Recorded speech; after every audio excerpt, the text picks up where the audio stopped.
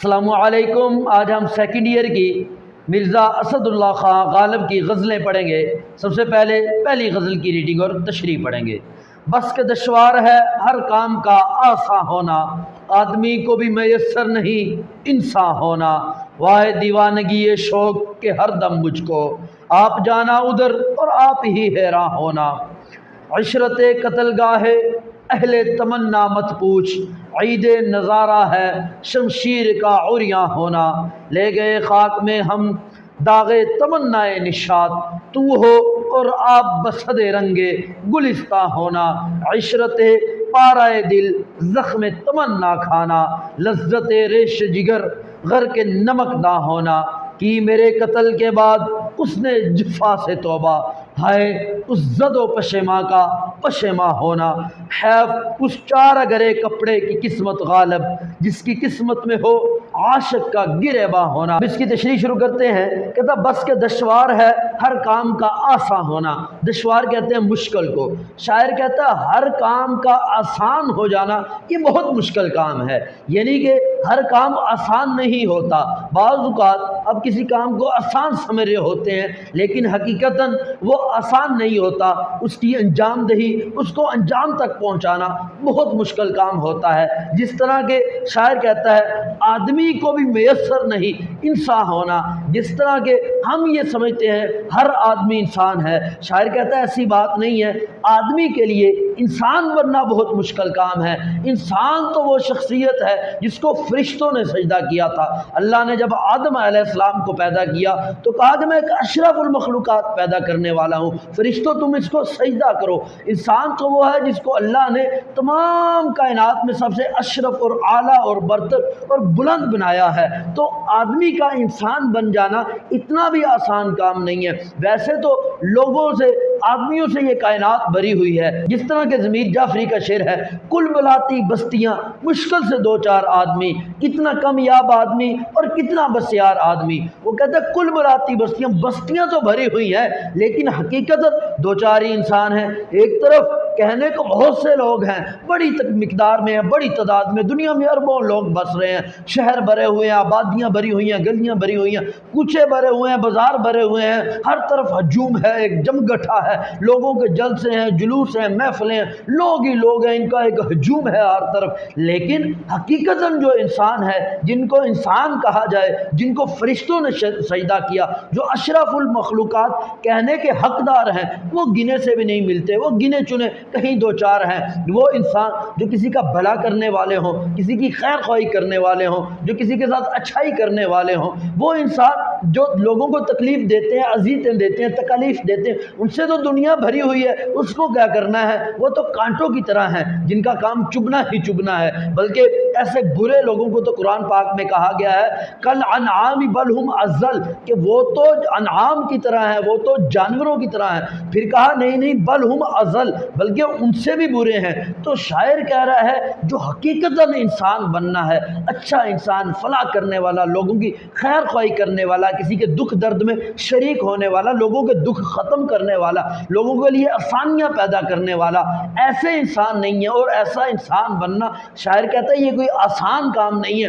یہ بہت مشکل کام ہے، یہ بڑی تگدو کرنی پڑتی ہے، بڑی ہمت اور حوصلے کا کام ہے۔ ویسے تو دنیا میں اربوں انسان آئے، اربوں چلے گئے، نہ ان کے آنے سے کچھ فرق پڑا نہ جانے سے کچھ فرق پڑا۔ ایسے انسان تو بوجھ ہیں، جھاڑیوں کی طرح ہیں، مصیبت ہے دنیا میں جس سے کسی کو کوئی فائدہ ہی نہیں بلکہ نقصان ہو رہا ہے۔ شاعر کہتا ہے ایسا انسان بننا جو لوگوں کے لیے خیر خواہ ہو، بھلا کرنے والا ہو، جس کے آنے سے بھی فرق پڑے، جانے سے بھی فرق پڑے، ایسے انسان دنیا میں بہت کم ہے اور ایسا انسان بننا بہت مشکل ہے۔ اگلا شعر ہے وائے دیوانگی یہ شوق کہ ہر دم مجھ کو، وائے کا مطلب یہاں پہ ہائے افسوس، دیوانگی پاگل پن، جنون کو کہتے ہیں، شوق محبت عشق کو کہتے ہیں۔ شاعر کہتا ہے محبت کے جنون پر افسوس ہے ہر دم ہمیشہ ہر وقت مجھ کو، آپ جانا ادھر آپ ہی حیران ہونا، خود ہی محبوب کی گلی میں، محبوب کے کوچے میں چلے جانا اور خود ہی حیران ہونا۔ شاعر کہتا ہے وائے دیوانگی یہ شوق ہر دم مجھ کو، شاعر کہتا ہے ہائے افسوس میرے عشق اور محبت کے پاگل پن پر کہ خود ہی محبوب کی گلی میں چلے جانا، خود ہی محبوب کے کوچے میں چلے جانا اور خود ہی حیران ہوتے رہنا۔ جب شاعر محبوب سے محبت کرتا ہے، عشق کرتا ہے، وفا کرتا ہے، وہ اس کے وفا کے بدلے میں جفا کرتا ہے، یہ اس کو پھول دیتا ہے، وہ بدلے میں کانٹے دیتا ہے، یہ محبت دیتا ہے، وہ بدلے میں نفرت دیتا ہے، یہ عشق اور وفا دیتا ہے، وہ بدلے میں بے رخی اور نفرت دیتا ہے، اس کی ساری قربانیوں کو وہ دھتکار دیتا ہے، نظر انداز کر دیتا ہے۔ یہ تمام صورتحال کو دیکھ کر شاعر یہ عزم کر لیتا ہے، یہ ارادہ کر لیتا ہے، وہ کبھی بھی محبوب کے کوچے میں، محبوب کی گلیوں میں نہیں جائے گا، کبھی بھی اس کا تذکرہ نہیں کرے گا، اس کے بارے میں نہیں سوچے گا، اس کے بارے میں دیوانگی کا اظہار نہیں کرے گا۔ لیکن پھر کیا ہوتا ہے، شاعر کسی اپنے کام سے نکلتا ہے اور چاہتے نہ چاہتے محبوب کی گلیوں میں چلا جاتا ہے، حالانکہ کئی بار وہاں سے رسوا ہو کر واپس آ چکا ہے، بے عزت ہو کر واپس آ چکا ہے، عزم کیا تھا دوبارہ اس کی گلی میں نہیں جائے گا، اس کے کوچے میں نہیں جائے گا، اس سے محبت نہیں کرے گا، کیونکہ وہ بدلے میں ریٹرن کر ہی نہیں رہا محبت، تو اس کا دل پارا پارا ہے، یہ چاہتا ہے کہ میں اس سے دور ہٹ جاؤں، کبھی بھی اس کی گلی میں نہ جاؤں، کبھی بھی اس کے کوچے میں نہ جاؤں۔ پھر شاعر اپنے آپ پر افسوس کرتا ہے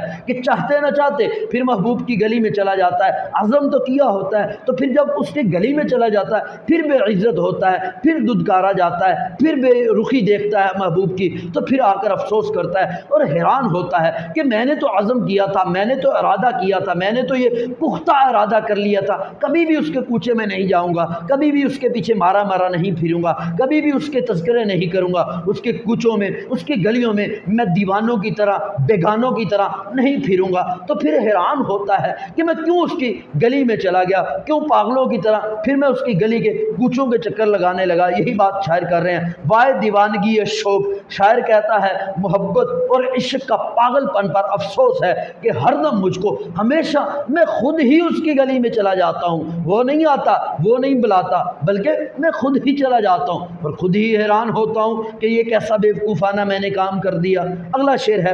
عشرت قتل گاہ اہل تمنا مت پوچھ۔ عشرت کہتے ہیں خوشی کو، قتل گاہ کہتے ہیں مقتل کو، جہاں پر قتل کیا جاتا ہے۔ اہل تمنا عاشق کو کہتے ہیں، عشق کرنے والے، محبت کرنے والے۔ مت پوچھ مت پوچھ، شاعر کہتا ہے جو عاشق ہے اس کی قتل گاہ میں پہنچ کر، مقتل میں پہنچ کر جو اس کو خوشی نصیب ہوتی ہے اس کا مت پوچھ۔ شاعر کہنا یہ چاہتا ہے جو مقتل میں عاشق کو خوشی ہوتی ہے، راحت اور سکون ملتا ہے، اس کا مت پوچھ۔ عید نظارہ، عید کہتے ہیں خوشی کو، نظارہ کہتے ہیں منظر کو۔ عید نظارہ کہتا خوشی کا منظر ہوتا ہے، شمشیر کا عریہ ہونا، شمشیر کہتے ہیں تلوار کو، عریہ کہتے ہیں ننگا ہونے کو، یعنی کہ جو تلوار ہے وہ نیام سے جب باہر آتی ہے، تلوار نیام میں ہوتی ہے، کور میں ہوتی ہے، جب کور سے باہر آتی ہے اس کو کہتے ہیں ننگی تلوار۔ شاعر کہتا ہے عید نظارہ ہے وہ عید جیسا منظر ہوتا ہے جب تلوار نیام سے باہر آتی ہے۔ تو شاعر کیا کہتا ہے، کہتا ہے عشرت قتل گاہ اہل تمنا مت پوچھ۔ شاعر کہتا ہے عشرت قتل گاہ اہل تمنا مت پوچھ۔ شاعر کہتا ہے جو عاشق ہوتا ہے، جو عشق کرنے والا ہوتا ہے، اس کو جو مقتل میں، قتل گاہ میں جو خوشی ملتی ہے اس کا مت پوچھ۔ اور پھر جب تلوار نیام سے باہر آتی ہے، تلوار جب ننگی ہوتی ہے، اس کے بعد جو لذت ملتی ہے وہ عید جیسا منظر ہوتا ہے، وہ عید جیسی خوشی ہوتی ہے، اس کا بھی مت پوچھ۔ اصل میں جو شاعر ہوتا ہے وہ محبوب پر بڑی وفاداری کرتا ہے، اس سے وفائیں کرتا ہے، اس کے لیے قربانیاں دیتا ہے، اس کے لیے ہر طرح کی تگ و دو کرتا ہے، اس کی محبت حاصل کرنے کے لیے، اس کے ساتھ دو لمحہ بتانے کے لیے، اس کے ساتھ دو لمحے باتیں کرنے کے لیے، اس کے ساتھ اپنے دکھ درد بیان کرنے کے لیے، اپنی بے چینی، اپنی محبت، اپنا عشق، اپنی دیوانگی اس پر ظاہر کرنے کے لیے کہ میں اس کے لیے، یہ شاعر یہ سوچتا ہے کہ میں اس کے لیے دین کو بے چین رہا، رات کو بے سکون رہا، اس کی وجہ سے میں گلیوں میں، کوچوں میں، جگہ جگہ آوارہ پھرتا رہا، بڑا تڑپتا ہے اس کے لیے، لیکن محبوب نہیں ملتا۔ لیکن آج جب یہ دیکھتا ہے کہ محبوب اس کو قتل کرنے لگا ہے تو شاعر بڑا خوش ہوتا ہے، عاشق بڑا خوش ہوتا ہے، وہ سمجھتا ہے کم از کم اب محبوب کے ہاتھوں سے قتل تو ہو رہے ہیں، کم از کم محبوب کے ہاتھوں سے تو مر رہے ہیں، ایک محبوب کو کم از کم یقین تو آ جائے گا کہ ہم وفادار تھے، اس سے سچا عشق کرنے والے تھے، سچی محبت کرنے والے تھے، اور ہم دنیا میں امر ہو جائیں گے، ایک وفا کی داستان رقم کر جائیں گے، کیونکہ جو سچی راہ میں مارے جاتے ہیں، وفا کی راہ میں مارے جاتے ہیں، ان کے تذکرے ہمیشہ چلتے رہتے ہیں، وہ کبھی بھی نہیں مٹتے۔ اس لیے شاعر کہہ رہا ہے کہ جب وہ تلوار کو ننگا دیکھتا ہے یا جب وہ قتل گاہ میں پہنچتا ہے، مقتل میں پہنچتا ہے، جو خوشی اس وقت ہوتی ہے اس کی مت پوچھو، کیونکہ مرنا تو انسان نے ہے ہی ہے۔ شاعر یہ سوچتا ہے کہ دنیا سے تو چلے جانا ہے، لیکن وفاداری کی مثال قائم کر کے جائے، کیونکہ جو رات قبر میں ہے وہ باہر نہیں، جو باہر ہے وہ قبر میں نہیں، مرنا تو ہے، مرنے کا تو دن طے ہے۔ اگر وہ اچھے کاز کے لیے، اچھے مقصد کے لیے محبوب کے ہاتھوں سے مر جائے گا تو شاعر کے لیے، عاشق کے لیے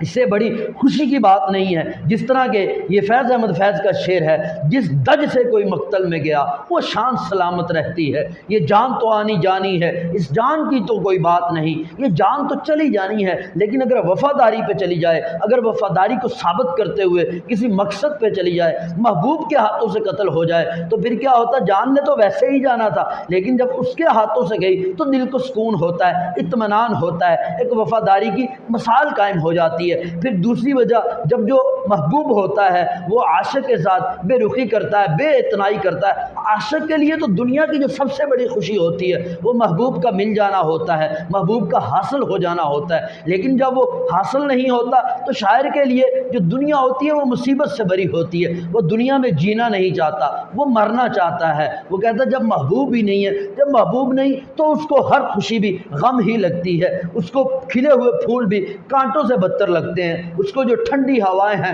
باد نسیم اور باد صبا یہ بھی کسی تپتی اور گرم ہوا سے کم نہیں اس کو محسوس ہوتے، اس کو تمام بہاریں خزاں سے کم نہیں لگتی، اس کو بہار بھی خزاں جیسی لگتی ہے، اس کو خوشی بھی غموں سے بری لگتی ہے، اس کو جو سکون ہے، جو اس کو پھول ہیں وہ بھی کانٹے لگتے ہیں، اس لیے وہ چاہتا ہے جب محبوب نہیں ملا تو دنیا فضول ہے، وہ مرنا چاہتا ہے، اور اگر اس کو مرنا محبوب کے ہاتھوں سے نصیب ہو جائے تو اس کے لیے اس سے بڑی کوئی خوش قسمتی کی بات نہیں ہوتی۔ اگلا شعر ہے، لے گئے خاک میں ہم داغ تمنا نشاط، داغ کہتے ہیں زخم کو، تمنا کہتے ہیں آرزو کو، امید کو، نشاط کہتے ہیں خوشی کو، داغ تمنا نشاط، خوشی کی تمنا کا، خوشی کی آرزو کا زخم لے کر ہم خاک میں چلے گئے، ہم مٹی میں چلے گئے، ہم قبر میں چلے گئے، خاک سے مراد مٹی ہے، قبر ہے۔ تو ہو آپ بصد رنگ گلستاں ہونا، بصد رنگ ہوتا ہے 100 طرح سے، صد 100 کو کہتے ہیں، بصد رنگ 100 طرح سے، گلستان ہونا، گلستان ویسے باغ کو کہتے ہیں، یہاں مراد خوش ہونا ہے۔ شاعر کہتا ہے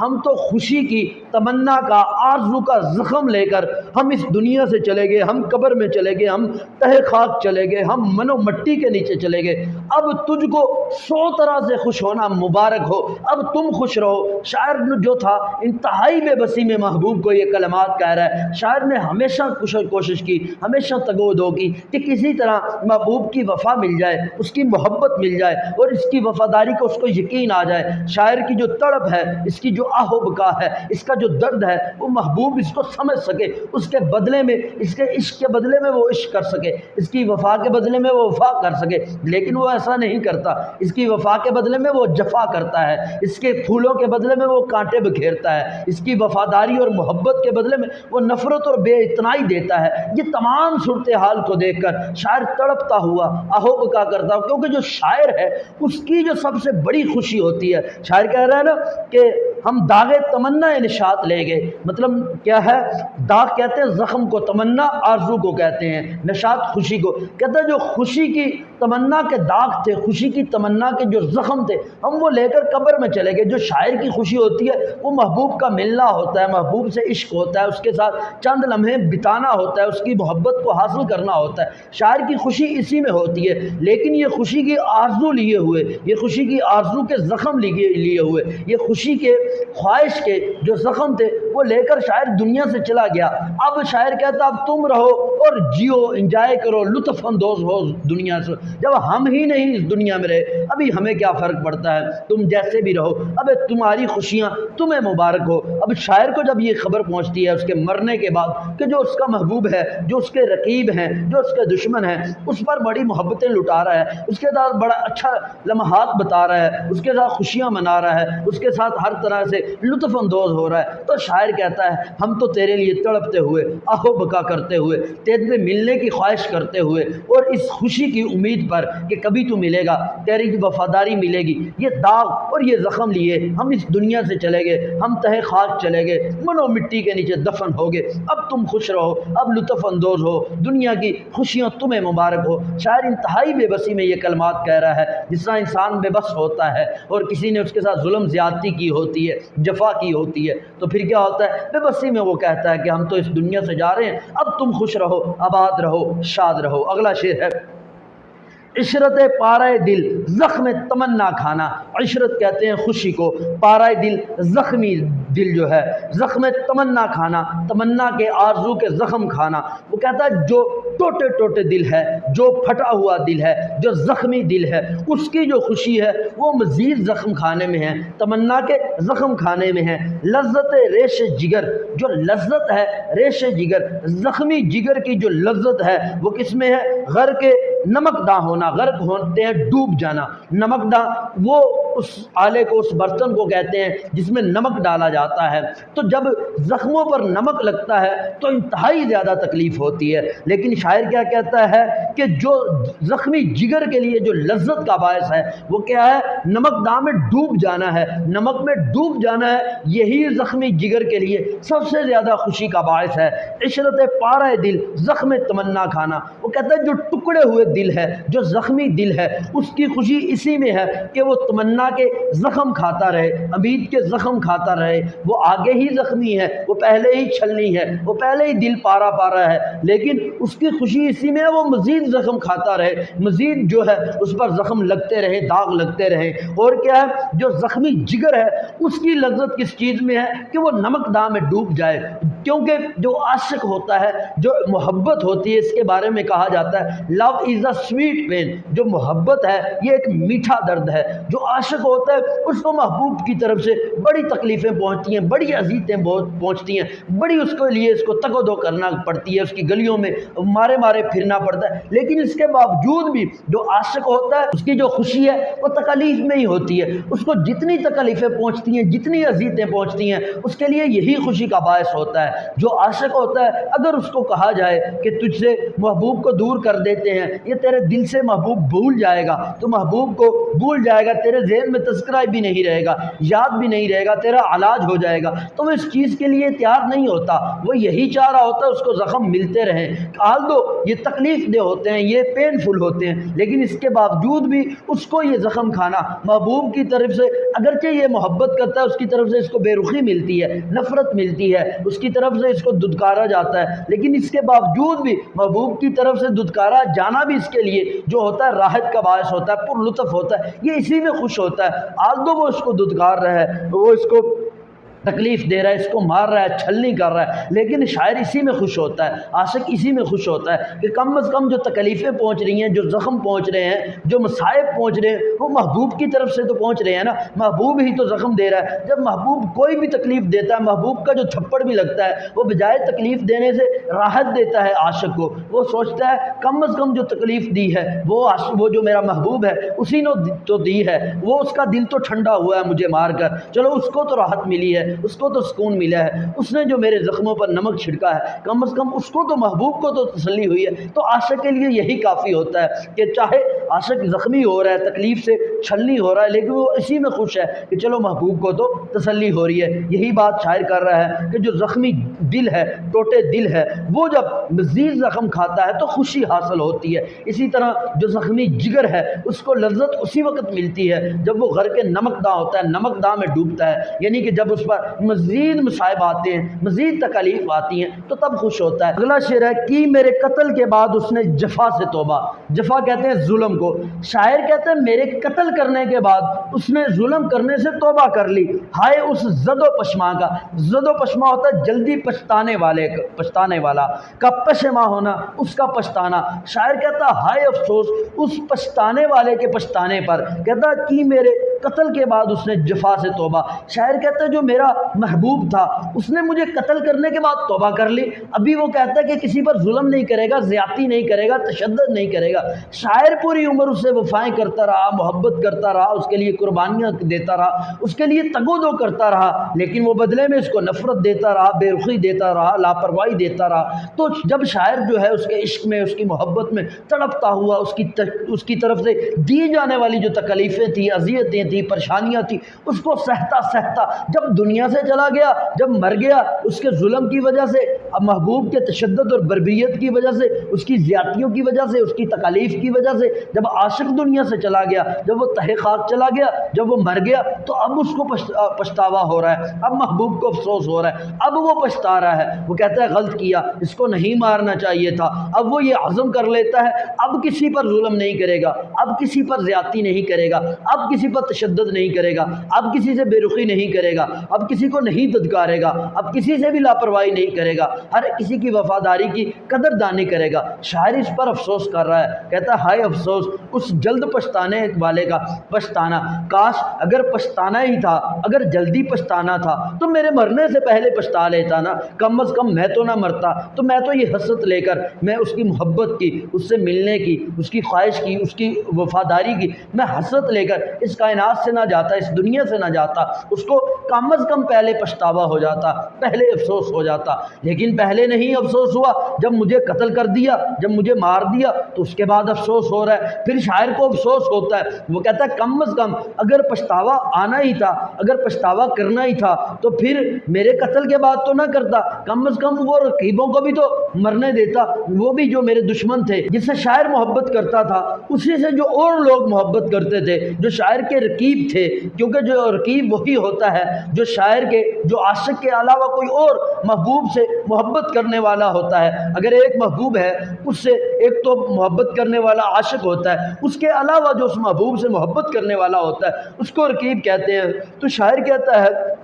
اگر توبہ کرنی ہی تھی تو پھر اتنی جلدی کرنے کی کیا ضرورت تھی، کم از کم پھر رقیبوں کو بھی تو مرنے دیتا، کم از کم وہ بھی اسی طرح تڑپ کے جاتے، کم از کم وہ بھی اسی طرح اذیتیں برداشت کرتے، تکالیف برداشت کرتے، کیونکہ جو رقیب ہوتے ہیں وہ عاشق کے دشمن ہوتے ہیں۔ تو شاعر کہتا ہائے افسوس کہ اس نے بڑی جلدی پچھتاوا کیا، اس کو بڑی جلدی افسوس ہوا محبوب کو، یا تو افسوس کرتا میرے مرنے سے پہلے کرتا، یا کرتا پھر افسوس کرتا تو کچھ بعد میں کرتا، کم از کم وہ رقیبوں کو بھی یہ دکھ پہنچتا، تکلیفیں پہنچتی تو ان کو بھی پتہ چلتا کہ محبت کیا ہوتی ہے۔ لیکن شاعر کہتا ہے کہ ہائے افسوس کہ میرے قتل کے بعد تائب ہو گیا، اس کے بعد توبہ کر لی، اور ابھی وہ کہنے لگا کہ کسی کے ساتھ بے وفائی نہیں کرے گا۔ اب کیا ہمارے مرنے کے بعد وہ رقیبوں کے ساتھ محفلیں کر رہا ہے، اس کی محفلوں میں بیٹھتا ہے، اس کے ساتھ بیٹھتا ہے، اس کے ساتھ وفاداری کرتا ہے، اس کے ساتھ وقت بتاتا ہے۔ تو شاعر کو اس پر بہت افسوس ہے۔ اگلا شعر ہے،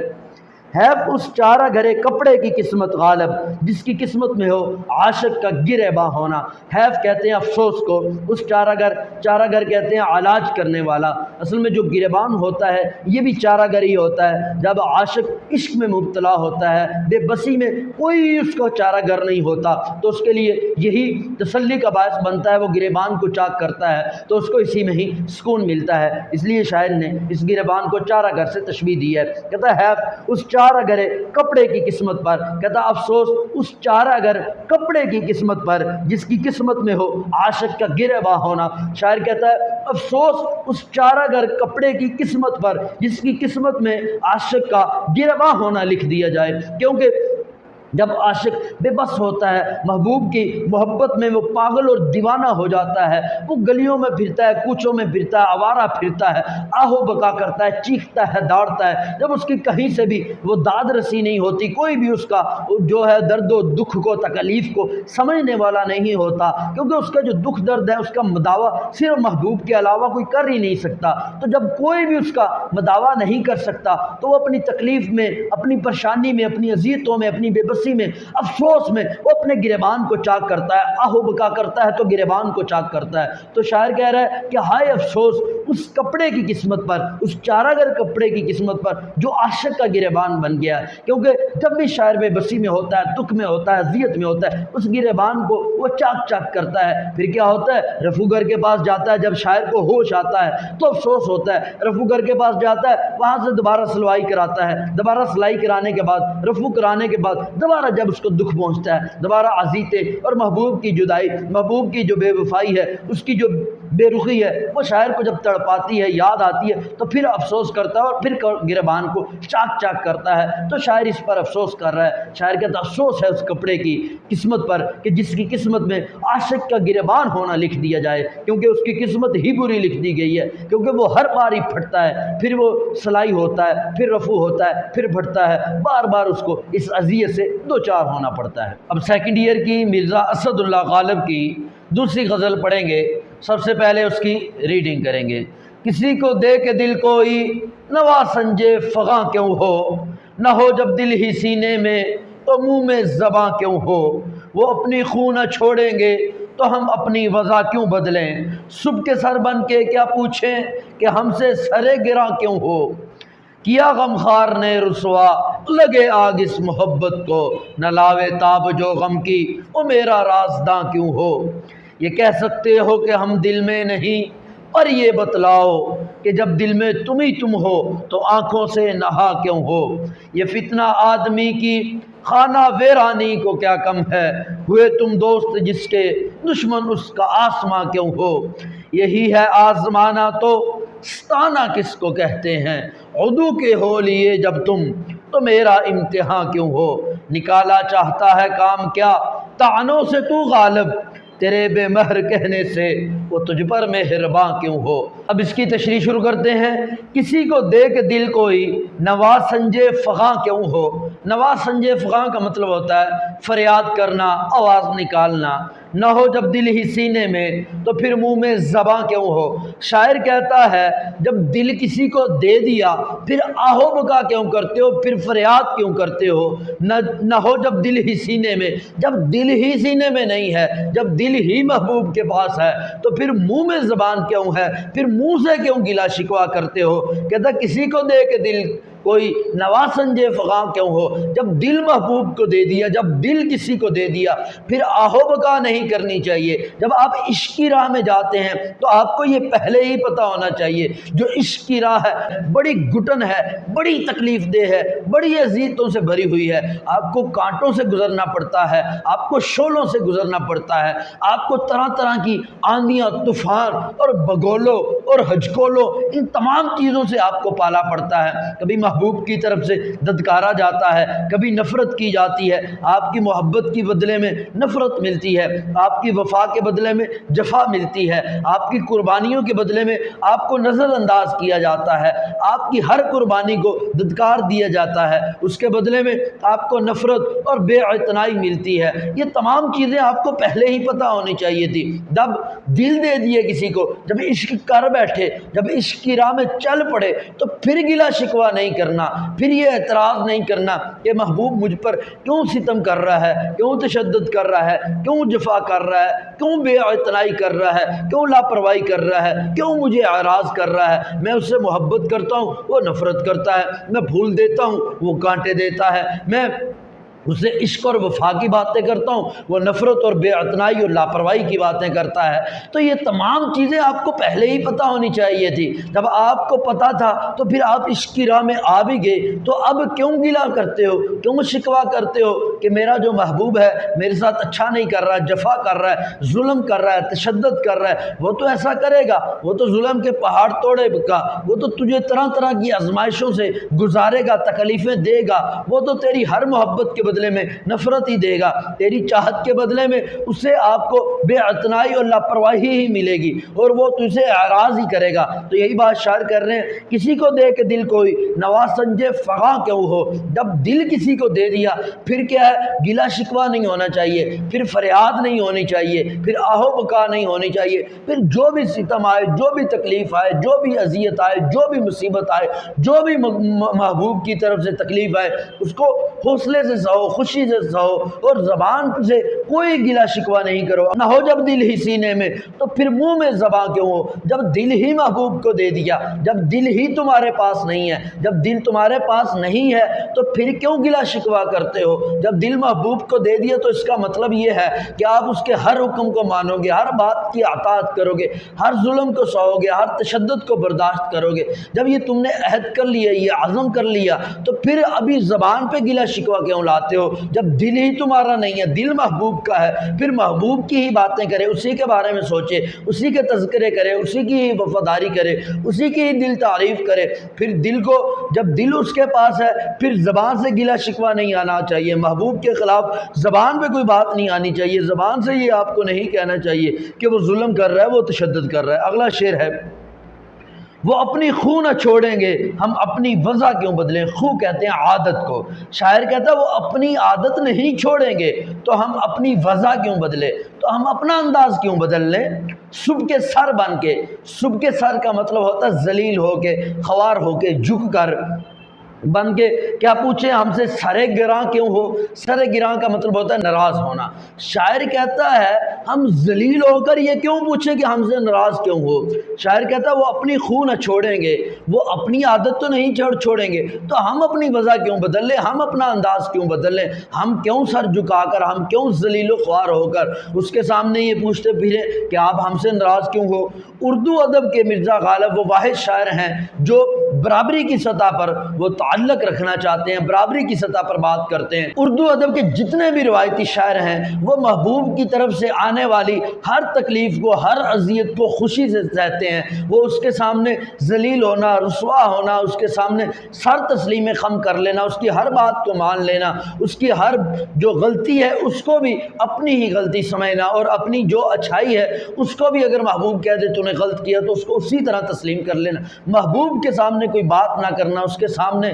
کہیں اکڑنا نہیں، اس کے سامنے کوئی انا نہ رکھنا۔ یہی جتنے بھی روایتی شاعر ہیں ان کا یہی انداز رہا، لیکن مرزا غالب ان سے قدرے مختلف ہیں، وہ انا پرست ہیں، وہ کہتے ہیں کہ برابری کی سطح پہ تعلق رکھیں گے۔ اگر تم اپنی عادت نہیں بدلتے، اگر تم اپنی عادات سے باز نہیں آتے، اگر تم وہی ستم اور وہی ظلم اور وہی تشدد اور وہی بربریت رکھتے ہو تو پھر ہمیں بھی ضرورت نہیں ہے کہ ہم اپنا انداز بدل لیں۔ ہم جو بھی چیز ہماری انا کو ٹھیس پہنچائے گی، ہماری انا تک پہنچے گی تو ہم اس کو تسلیم نہیں کریں گے۔ اگر تم ہماری ہر بات پہ ناراض ہو جاؤ گے، ہماری سچی باتوں پہ بھی، ہماری وفاداری پہ بھی تم ناراض ہو جاؤ گے تو ہم اب ذلیل ہو کر، رسوا ہو کر تمہارے پاس نہیں آئیں گے معافیاں مانگنے کے لیے، تمہارے پاس نہیں آئیں گے کہ یہ ہم پوچھیں آپ سے کہ ہم سے ناراض کیوں ہو، ہم سے کیا گلہ شکوہ ہے۔ ہم ذلیل ہو کر، رسوا ہو کر تم سے ناراضگی کی وجہ پوچھنے، تم سے اور معافی مانگنے نہیں آئیں گے۔ تو یہی بات شاعر کر رہے ہیں،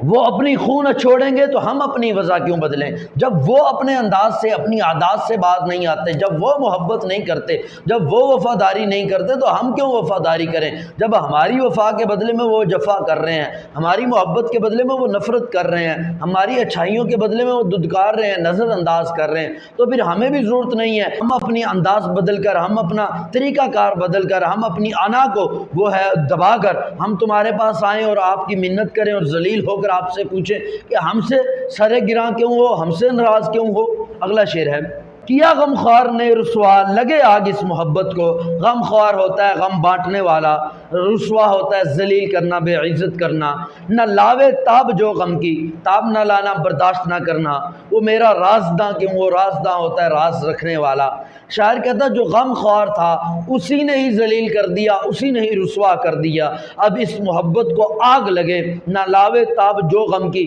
جو غم کی تاب ہی نہیں لا سکتا، جو غم کو برداشت ہی نہیں کر سکتا، وہ میرا رازداں کیوں ہو۔ شاعر نے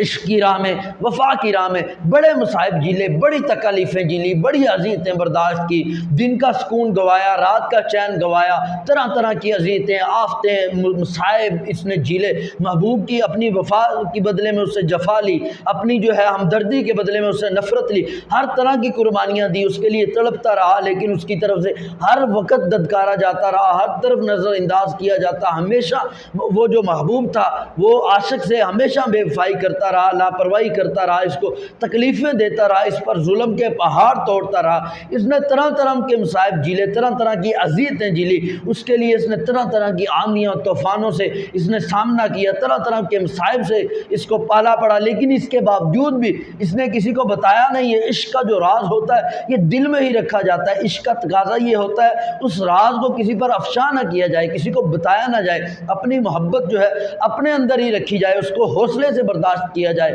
کیونکہ بتا دینا اپنی بھی رسوائی ہوتی ہے، لیکن اپنی رسوائی اس کا عاشق کو کوئی غم نہیں ہوتا، اصل اس کو غم محبوب کی رسوائی کا ہوتا ہے۔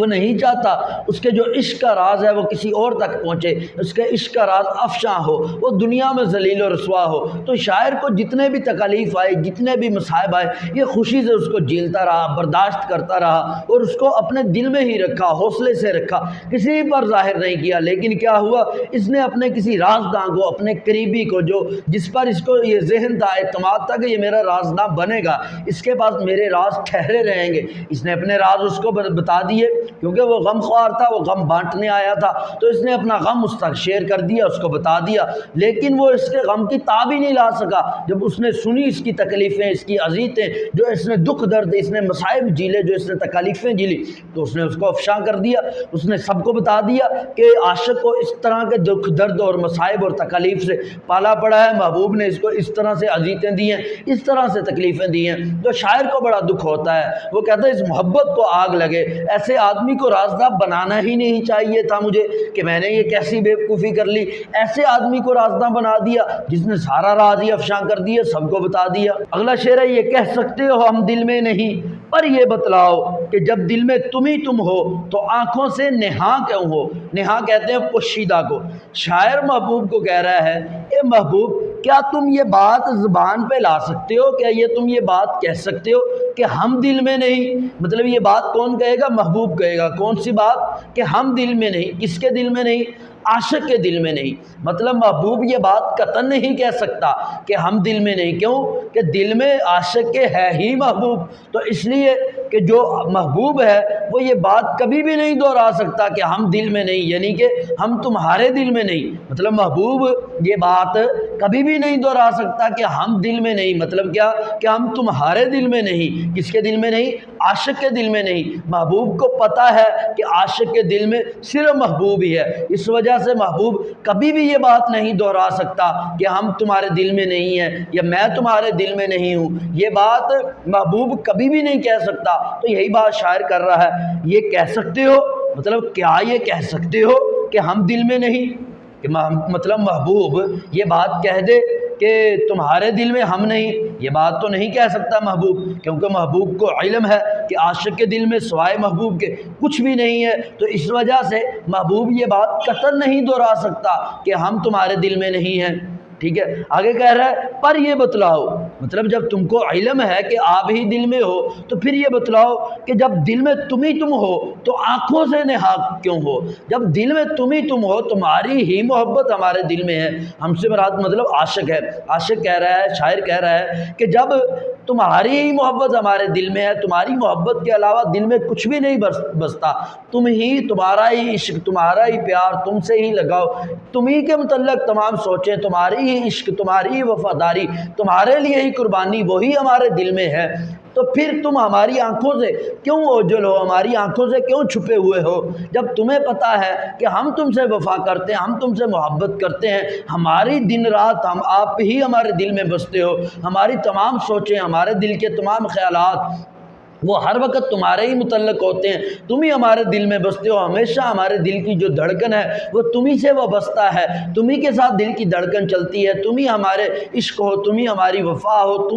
تمہارے ہی متعلق ہم ہر وقت سوچتے رہتے ہیں۔ جب ہمارے دل میں تم ہی بسے ہوئے ہو، پھر ہماری آنکھوں سے کیوں اوجھل ہو، ہماری آنکھوں سے کیوں چھپے ہوئے ہو؟ جب تم کو پتہ ہے ہم ہی آپ سے محبت کرنے والے ہیں، پھر ہمارے ساتھ وفاداری کیوں نہیں کرتے؟ ہم سے کیوں چھپ جاتے ہو؟ ہم سے کیوں ملاقات نہیں کرتے؟ ہم تمہارے لیے تڑپتے رہتے ہیں، عاشق محبوب کی زیارت کے لیے ترستا رہتا ہے، خواہش کرتا رہتا ہے، تگودو کرتا رہتا ہے، لیکن جو محبوب ہوتا ہے اس کو اپنی زیارت نہیں کراتا۔ تو شاعر یہی گلہ شکوہ کر رہا ہے کہ جب ہمارے دل میں تم ہو اور تمہیں اس کا علم بھی ہے کہ ہم تم سے محبت کرتے ہیں، وفا کرتے ہیں، تمہارے لیے ہم عشق کرتے ہیں، تم سے تمہارے لیے ہر طرح کی وفاداری دل میں رکھتے ہیں، پھر تم ہماری آنکھوں سے کیوں چھپ گئے ہو؟ تم کیوں ہمیں اپنی زیارت کا شرف نہیں دیتے؟ پھر تم کیوں ہم سے ملاقات نہیں کرتے؟ پھر تم کیوں ہمارے ساتھ وفادار نہیں ہوتے؟ تم کیوں ہمارے نہیں بن جاتے؟ پھر تم کیوں ہماری آنکھوں کے سامنے نہیں آتے؟ ہم تمہاری ایک جھلک دیکھنے کے لیے ترستے ہیں، لیکن کیا ہے، تم ہماری آنکھوں سے اوجھل ہو، ہمیں نظر نہیں آتے۔ اگر اس سے مراد محبوب حقیقی ہے تو اللہ تعالیٰ کی ذات ہے، تو پھر شاعر اللہ کو کہہ رہا ہے کہ اللہ کی ذات تو ہم سے کیوں چھپا ہوا ہے، ہم سے کیوں پوشیدہ ہے؟ مطلب کیا ہے، شاعر چاہتا ہے اللہ کی زیارت ہو جائے، جو اللہ کے نیک بندے ہوتے ہیں، اللہ کے قریب ہوتے ہیں تو ان کو کیا ہوتا ہے؟ اللہ اپنی زیارت کا شرف دیتا ہے۔ تو شاعر کہتا ہے اللہ جب ہمارے دل میں تم ہی بستے ہو، جب تمہاری ہی محبت ہے، تمہاری ہی چاہت ہے، تمہارے لیے ہی الفت ہے، پھر تم ہم سے کیوں چھپے ہوئے ہو؟ پھر تم ہمیں کیوں نظر نہیں آتے؟ اگلا شعر ہے، یہ فتنہ آدمی کی خانہ ویرانی کو کیا کم ہے، ہوئے تم دوست جس کے دشمن اس کا آسماں کیوں ہو۔ خانہ ویرانی کہتے ہیں گھر کی تباہی، فتنہ کہتے ہیں فساد کو، آزمائش کو، مصیبت کو۔ شاعر کہتے ہیں کیا یہ مصیبت ہی ہمارے گھر کی تباہی کے لیے کافی نہیں تھی کہ تم ہمارے دوست بن گئے ہو؟ جس کے تم دوست بن گئے ہو تو پھر آسمان کو اس کی دشمنی کرنے کی کوئی ضرورت نہیں ہے۔ جو روایتی شاعر ہیں، بعض روایتی شاعر، وہ آسمان کو اپنا دشمن سمجھتے ہیں۔ وہ سمجھتے ہیں جتنے مصائب آتے ہیں، جتنی اذیتیں آتی ہیں، جتنی تکلیف آتی ہیں، وہ آسمان سے آتی ہیں۔ جو آسمان ہے وہ لوگوں کو دیکھتا ہے ہنستے بستے تو اس سے برداشت نہیں ہوتا، وہ حسد کرتا ہے، پھر کیا ہوتا ہے؟ وہ مصائب بیچتا ہے، اذیتیں بیچتا ہے، تکالیف بیچتا ہے۔ تو شاعر یہ کہہ رہا ہے، وہ کہتا ہے اے محبوب جس کا تم دوست بن گئے تو اس کا گھر تو ویسے ہی تباہ ہو گیا، تو اس سے دشمنی کرنے کی آسمان کو کوئی ضرورت نہیں ہے، کیونکہ محبوب جس کا دوست بن گیا اس پر جو ظلم کے پہاڑ ٹوٹیں گے، اس پر جو مصائب آئیں گے، اس پر جو تکالیف آئیں گی، اس پر جو اذیتیں آئیں گی، اس کو جو تگ و دو کرنی پڑے گی، اس کو جو مصائب جھیلنے پڑیں گے، وہ مصائب، وہ تکالیف، وہ اذیتیں، وہ ظلم کے پہاڑ، وہ تو آسمان بھی نہیں توڑے گا، وہ مصائب تو آسمان بھی نہیں پہنچائے گا جتنے شدید مصائب محبوب پہنچاتا ہے۔ کیونکہ جو وفا کے بدلے میں جفا کرتا ہے، جو محبت کے بدلے میں نفرت کرتا ہے، جو پھولوں کے بدلے میں کانٹے دیتا ہے، جو آپ کو ہر طرح سے اذیت دینے، ہر طرح سے نظر انداز کرنے کے لیے ہمہ وقت تیار رہتا ہے، تو وہ سب سے بڑی مصیبت ہے۔ جو عشق ہے، جو محبت ہے، وہ تو انسان کا گھر برباد کر دیتی ہے، انسان کی زندگی برباد کر دیتی ہے۔ یہی بات شاعر کر رہا ہے کہ جس کے محبوب تم دوست بن گئے تو وہ تو ویسے ہی تباہ ہو گیا، اس کی تباہی کے لیے آسمان کی دشمنی کی ضرورت نہیں ہے۔ وہ مصائب، وہ تکلیفیں، وہ اذیتیں تو آسمان سے بھی نہیں آتی۔ جو محبوب دیتا ہے، جو تم دیتے ہو، جس کے تم دوست بن گئے، جو مصائب اس پر آئیں گے، جو تکلیفیں، جو ظلم کے پہاڑ اس پر ٹوٹیں گے، جو جفاکاری تم کرو گے، جو تو نظر انداز کرے گا، وہ تیری محبت کے لیے تڑپے گا، دن کو راتوں کا چین بے سکونی اپنے سر مول لے گا، لیکن اس کے بدلے میں تم کیا دو گے؟ اس کو نفرت دو گے، بے اعتنائی دو گے، اس کو برا بلا کہو گے، اس کو دھتکارو گے۔ تو یہ جو مصائب اس کے دل پہ آئیں گے، اس کا جو دل ٹوٹے ٹوٹے ہوگا، جو اس کا جگر زخمی ہوگا، جو اس کو مصائب پہنچیں گے، یہ مصائب تو آسمان سے بھی نہیں آئیں گے۔ تو کسی کی تباہی کے لیے، کسی کے خانہ کی تباہی کے لیے، کسی کے گھر کی تباہی کے لیے تم ہی کافی ہو۔ تم تو اس کا گھر اجاڑ دیتے ہو، اس کی زندگی اجاڑ دیتے ہو۔ تو جس کے تم دوست بن گئے اس کی دشمنی کی آسمان کو کوئی ضرورت نہیں ہے، کیونکہ وہ خود ہی تباہ ہو جائے گا، وہ خود ہی نیست و نبود ہو جائے گا۔ اگلا شعر ہے، یہی ہے آزمانا تو ستانا کس کو کہتے ہیں، عدو کے ہو لیے جب تم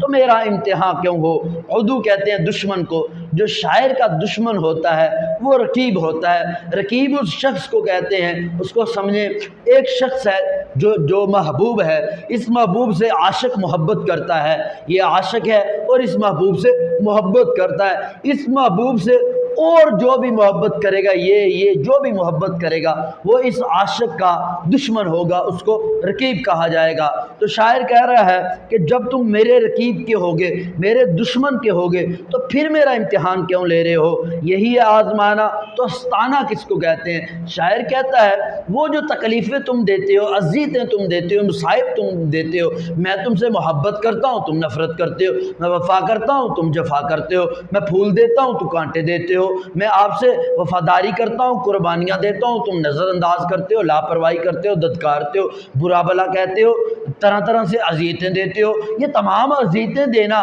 اس کو بعد میں تم کہہ دیتے ہو میں تو آزما رہا تھا۔ شاعر کہتے ہیں اگر یہی آزمانا ہے، یہی تکلیفیں دینا، اذیتیں دینا یہی آزمانا ہے، تو پھر ستانا کس کو کہتے ہیں، تکلیف دینا کس کو کہتے ہیں۔ ستانے سے مراد کیا ہے؟ تکلیف دینا۔ تو شاعر کہہ رہا ہے کہ اگر یہ تکلیفیں دینا، یہ ظلم کے پہاڑ توڑنا، یہ تشدد کرنا، یہ بربریت کرنا، یہ تمام کو تم آزمانا کہہ رہے ہو، تو پھر ستانا کیا ہوتا ہے؟ عدو کے ہو لیے جب تم تو میرا امتحان کیوں ہو۔ جب تم میرے دشمن کے ہو گئے، چلو یہ مان لیا جائے جو تم نے تکلیفیں دی، اذیتیں دی، مصائب دیے، تم اس کو کہہ رہے ہو میں آزما رہا تھا، لیکن جب تم میرے رہے ہی نہیں تم میرے عدو کے بن گئے، رقیب کے بن گئے، میرے دشمن کے ساتھ تم محبت کرنے لگے، اس کے ساتھ وفاداری کرنے لگے، اس کی محفلوں میں بیٹھنے لگے، اس کے ساتھ باتیں کرنے لگے، وفا کی، محبت کی، دوستی کی، جب میرے دشمنوں کے ساتھ باتیں کرنے لگے، تم میرے وفادار تو رہے ہی نہیں۔ آزماتے تو اس وقت ہیں، امتحان تو اس وقت لیتے ہیں جب تم میرے ہوتے،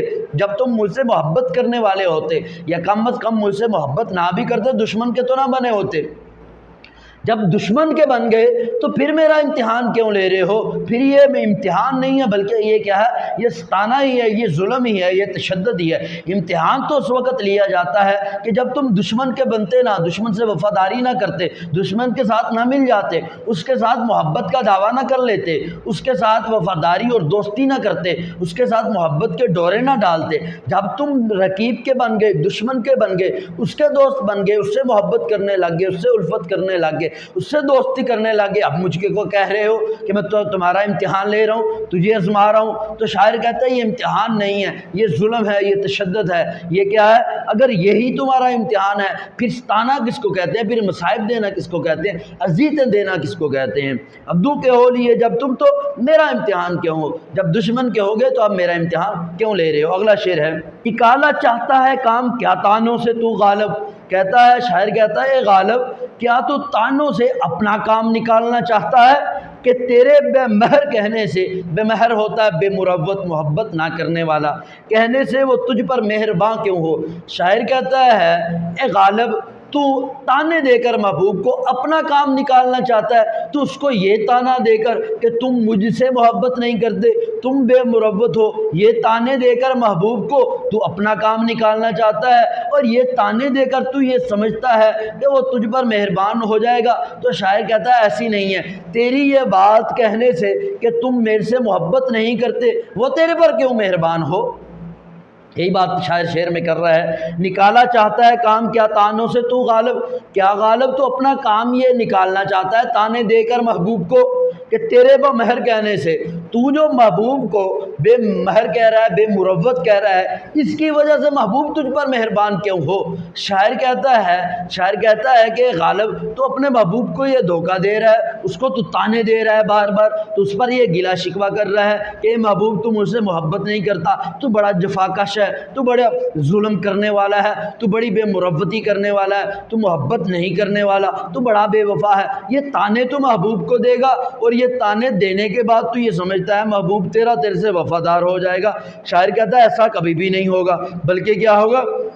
اس کے دل میں مزید نفرت پیدا ہوگی۔ وہ جب سوچے گا تیرے بارے میں کہ تو مجھ کو تانے دے رہا ہے، تو اس کے دل میں مزید نفرت پیدا ہوگی، وہ تیرے سے مزید دور ہوگا، وہ اس کے دل سے تیری محبت مزید ختم ہوگی۔ وہ کہتا ہے تیرے با مہر کہنے سے وہ تجھ پر مہرباں کیوں ہو؟ تو سوچتا ہے وہ تیرے تانوں کی وجہ سے، تو جو اس کو بے مروت کہے گا، محبت نہ کرنے والا کہے گا، اس کی وجہ سے وہ تجھ پر مہربان ہو جائے گا۔ شاعر کہتا ہے ایسی بات نہیں ہے، وہ تیرے پر مہربان نہیں ہوگا، تو تانے دے کر اپنا کام نکالنا چاہتا ہے، تو چاہتا ہے تیرا مقصد حل ہو جائے، تو اپنا الو سیدھا کرنا چاہتا ہے، تو اپنا کام نکالنا چاہتا ہے، تو اپنا مقصد حاصل کرنا چاہتا ہے۔ تیرا تانوں سے مقصد اس کی برائی یا اس کی خامی کو افشاں کرنا نہیں ہے، بلکہ کیا ہے؟ تیرا مقصد تو اپنا مقصد پورا کرنا ہے، تو اس کے کسی عیب کو ظاہر نہیں کرنا چاہتا، تو اس کو یہ نہیں بتانا چاہتا کہ یہ تیرے اندر خامی ہے، اس کو درست کر لو، بلکہ تو اس کی اصلاح نہیں کرنا چاہتا، بلکہ تو کیا کرنا چاہتا ہے؟ اپنا مقصد حاصل کرنا چاہتا ہے، اپنا کام نکالنا چاہتا ہے۔ جب محبوب کو اس بات کا علم ہوگا کہ یہ جو تانے دے رہا تھا یہ میری اصلاح کی وجہ سے نہیں دے رہا تھا، میرے بھلے کی وجہ سے نہیں دے رہا تھا، یہ میری خامیاں نہیں بتا رہا تھا تاکہ میں اس خامیوں کی اصلاح کر لوں، بلکہ یہ تانے اس وجہ سے دے رہا تھا تاکہ میں اس کے تانوں کی وجہ سے جو عاشق ہے اس سے محبت کرنے لگ جاؤں، شاعر سے محبت کرنے لگ جاؤں، تو اس وجہ سے تانے دے رہا تھا۔ جب اس کو اس کا علم ہوگا پھر وہ تم سے محبت نہیں کرے گا، پھر وہ غالب سے، پھر وہ شاعر سے، پھر وہ عاشق سے محبت نہیں کرے گا، اس کو سمجھ آ جائے گی یہ سچا عاشق نہیں ہے، یہ تو اپنی الو سیدھا کرنے کے لیے ہے، یہ تو اپنا مقصد حاصل کرنے کے لیے ہے۔ یقیناً دونوں غزلوں کی تشریح سمجھ میں آ گئی ہوگی۔ ویڈیو سننے کا بہت شکریہ، اپنا بہت سا خیال رکھیں، اللہ حافظ۔